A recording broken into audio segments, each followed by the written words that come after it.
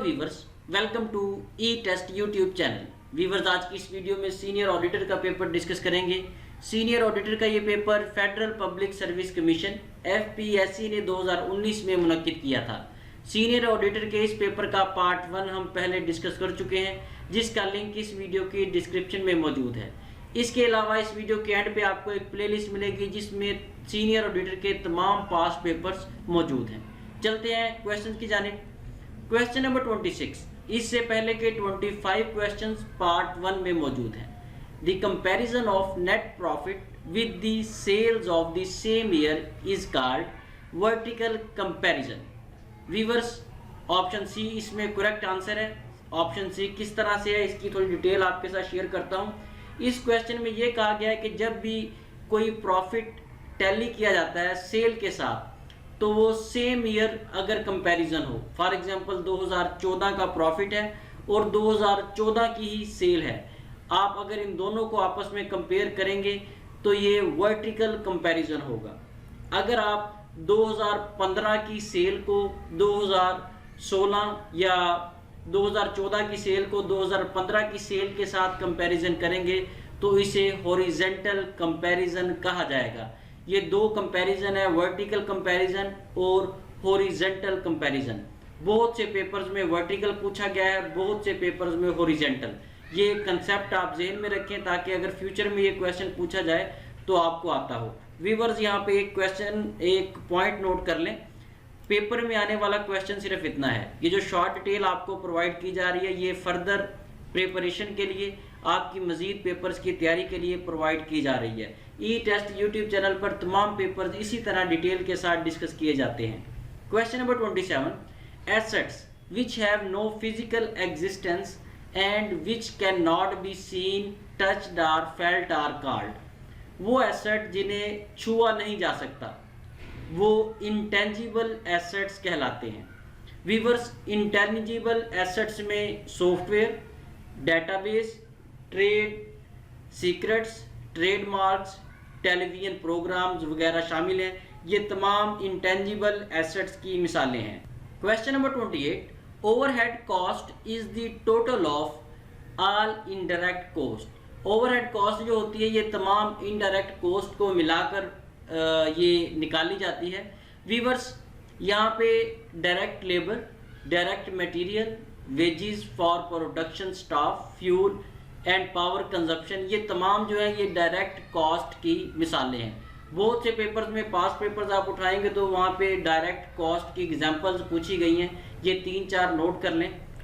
Question number 29, primary expenses are the best example for fictitious assets. Option A is correct answer.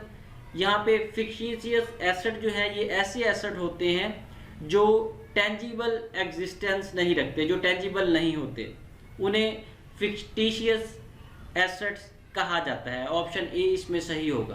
Question number 30, excess of debit over credit is called debit balance. Option B is correct answer. Viewers, ये जो debit balance होता है ये account में, अगर आप accounting से related हैं, आप प्रैक्टिकल कर रहे हैं तो आपको पता होगा कि डेबिट बैलेंस जो है ये अकाउंट शीट में लेफ्ट साइड पर मेंशन किया जाता है।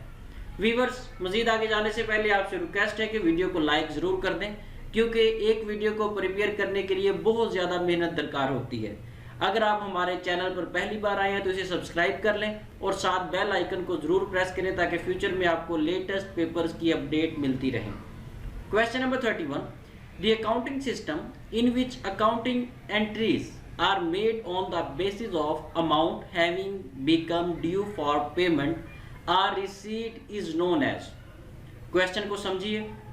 इसमें यह कहा गया है कि ऐसी तमाम एंट्रीज जो रसीद की बेस पे बनाई जाती हैं, फॉर एग्जांपल कोई परचेज करके आए हैं या कोई भी ऐसी एंट्री है जो रसीद को देखे बगैर नहीं बनाई जा सकती, ऐसी तमाम एंट्रीज को एक्रूअल सिस्टम ऑफ अकाउंटिंग कहा जाएगा।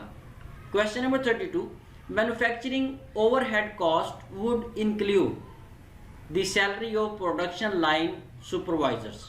Option C is correct answer. Viewers, इसमें ओवरहेड कॉस्ट है।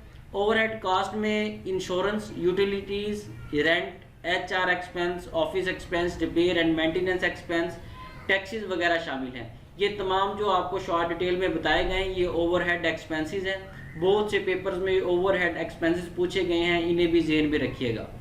Question number 33, the distinction between revenue account and capital account is necessary for the preparation of final account. किसी भी final account को तैयार करने के लिए आपको रेवेन्यू अकाउंट और कैपिटल अकाउंट की ज़रूरत पड़ती है। व्यूअर्स, यहाँ पे रेवेन्यू अकाउंट क्या होता है? रेवेन्यू अकाउंट ऐसा अकाउंट होता है जिसमें रेवेन्यू ऑपरेशनल और बिजनेस एक्टिविटीज से इकट्ठा किया जाता है।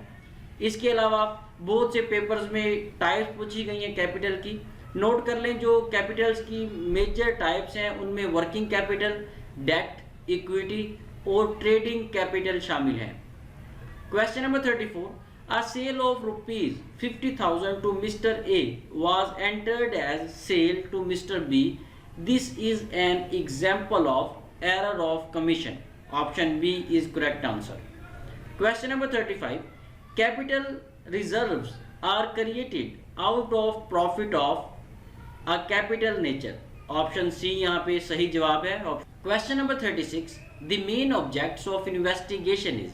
इन्वेस्टिगेशन में जो मेन ऑब्जेक्ट्स होते हैं वो ऑप्शन ए, बी और सी हैं, जिनमें to discover errors and frauds, to prevent errors and frauds, to verify statements. Viewers, जब भी सीनियर ऑडिटर या जूनियर ऑडिटर ऑडिट करता है तो उसमें ये तीनों ऑप्शन जो है मद्देनजर रखे जाते हैं।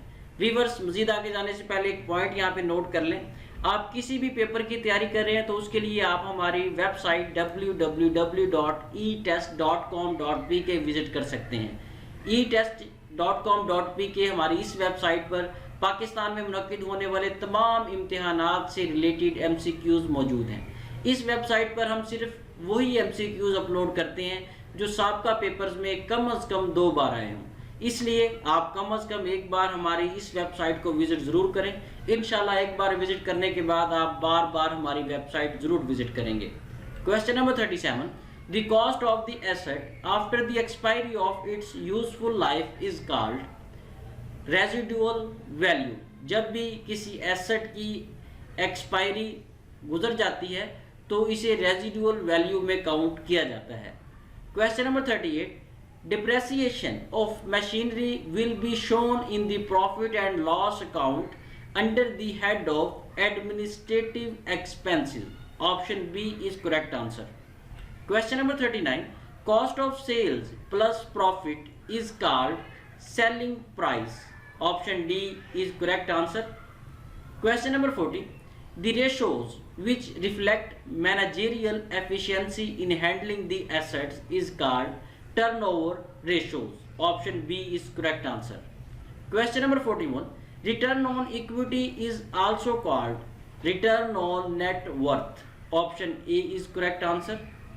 Question number 42, the process of planning and managing a firm's long term investment is called capital budgeting. Option D is correct answer. Question number 43, an equal increase in both current assets and current liabilities would decrease current ratio. Option A is correct answer. Question number 44, dash are short term temporary investment that can be readily converted into cash. ऐसी temporary investment जो किसी भी वक्त cash में convert की जा सकती हैं वो ऑप्शन ए, बी और सी हैं, जिनमें मार्केटेबल सिक्योरिटीज, कैश इक्विवेलेंट्स और ट्रेजरी बिल्स शामिल हैं। ऑप्शन डी इसमें सही जवाब होगा, all of the given options. Question number 45, when bank statement shows are debit balance it means unfavourable balance as per bank book. Option C is correct answer. Question number 46, the accounting system in which accounting entries are made on the basis of amount having become due for payment for receipt is known as accrual system of accounting। ये वही question है जो पहले हमने discuss किया है। कोई भी ऐसी एंट्री जो रसीद की बेस पे की जाती है उसे accrual system of accounting कहा जाता है। Question number 47, test of control is not associated with existence of control. Option A is correct answer.